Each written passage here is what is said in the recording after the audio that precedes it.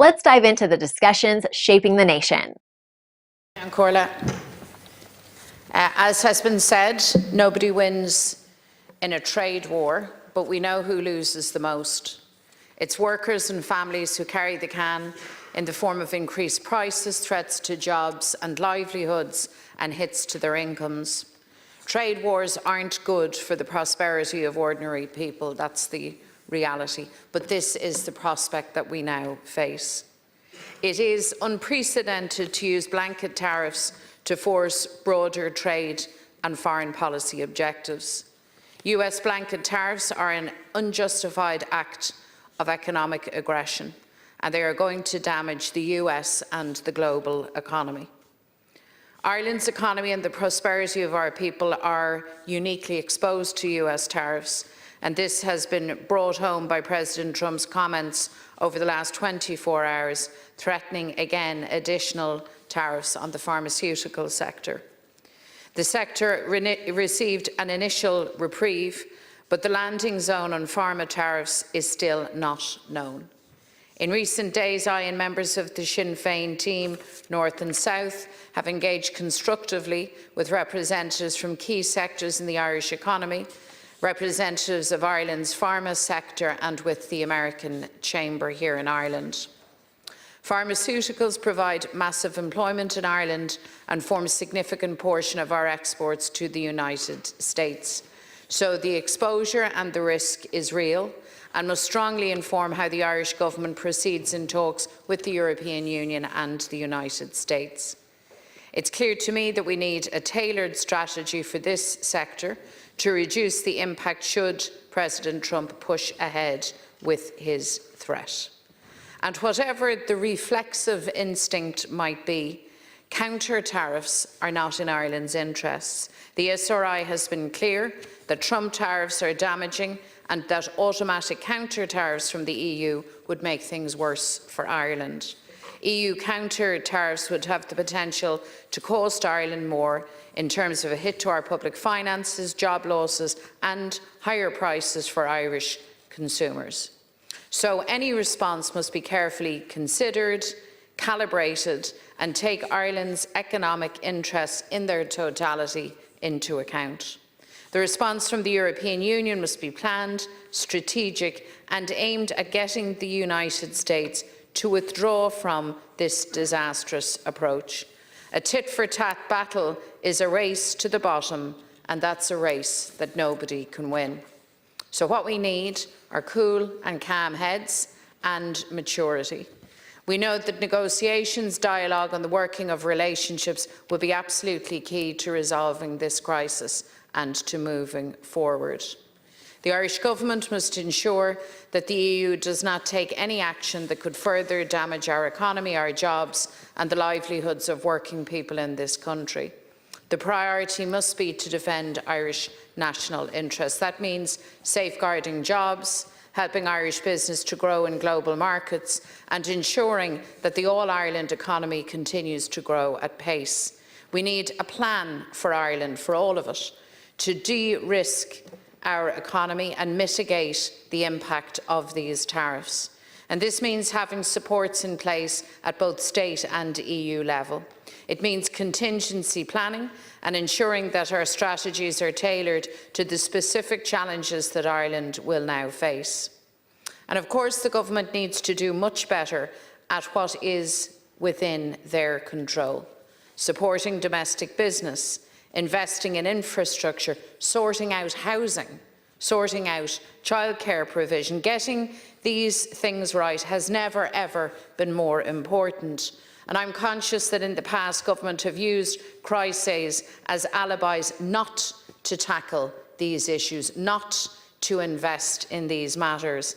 This cannot be repeated. Successive governments have not put the basics in place to attract FDI without complex tax incentives. They have failed to invest in the areas key to building Ireland's long-term competitiveness and attractiveness. We've been saying this for years, and that we have allowed our competitiveness to slip. And businesses, big and small, have been telling us about the issues that affect them. So the scenario we now face shows that this must change. By making ambitious, smart investment in these areas, we stand to reap a double benefit at a time of great volatility. We can raise people's living standards and we can build the competitive advantage of Ireland being a great place in which to invest, to do business, to secure a job, a great place to live in and to build a life. Protecting, growing and advancing the success of the all-island economy is crucial to building Ireland's competitive advantage and our prosperity, and this has to be a high-level priority for both administrations on the island, north and south. It's a serious issue that we now have two different tariff rates on this small island of ours, and potentially two very different responses to those rates and the dynamic that is now unfolding around us. So we need to ensure across the island that businesses are supported, primarily with information initially. A government trade forum could play a useful role in that.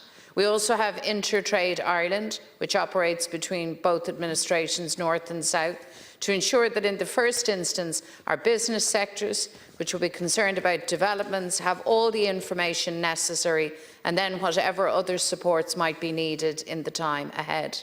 So I'm asking those in government here to work hand in glove and in lockstep with their counterparts in the executive. The first step in this regard would be to convene the North-South Ministerial Council without delay, and I'm asking that this be done.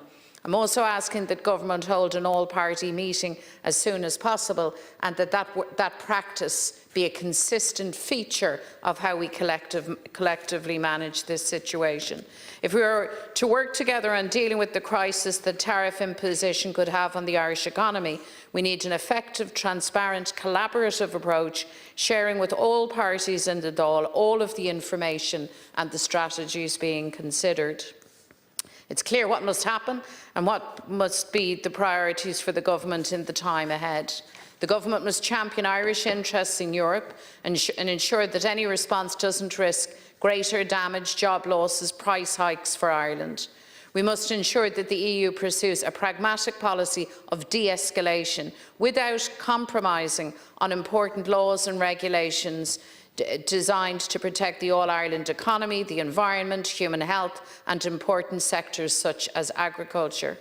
There has to be a real emphasis to ensure that the EU does not make retaliatory tariff decisions that make a target for the US of key Irish enterprise sectors. And there must be a real drive now to build our competitive advantage, to invest with intent in those areas that increase our attractiveness for investment, protect Ireland from external shocks and strengthen both our economy and our society. The chief responsibility of government is to stand up for Ireland's interests, to protect Irish jobs, Irish industry and the prosperity of our people. And government cannot take its eye off the ball on that score. There is far too much at stake. But if we focus on those areas that we can control, if we show ambition and vision in defending the prosperity of workers and the growth of business, then that is how we stand the best chance of weathering this storm, of building a future in which Ireland's economy and the well-being of our people can in fact be enhanced. Deputy. Like, share, and subscribe, and let us know your thoughts in the comments. We'd love to hear from you.